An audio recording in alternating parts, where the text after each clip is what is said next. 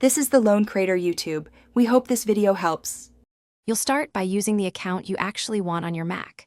Sign into Google in Chrome or Safari, then install Calendar as a progressive web app if using Chrome. Three-dot menu, Install App. Once done, open Calendar. Google, com or the installed PWA so it appears like an app.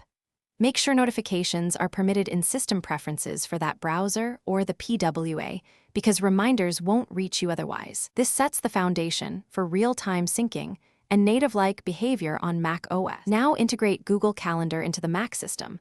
Open the built-in Calendar app, go to Calendar Accounts, choose Google and sign in. You must grant Calendar and Contacts permissions so Mac OS can read events. Once authenticated, pick which calendars to sync, your primary, any shared calendars, and subscribed ones, so you don't import everything you don't need. After selection, return to the Calendar app, ensure the calendars show in the sidebar, and refresh with Command-R to fetch recent events immediately. Finish by using the Mac OS Calendar as your primary interface. Create events, invite guests, and confirm changes show up at Calendar. Google, com. If an event doesn't sync, first refresh the app with Command-R and check internet connectivity and system date/time. Incorrect time can block sync. If problems persist, toggle calendars off and back on in internet accounts, or remove and re-add the Google account to force a fresh sync.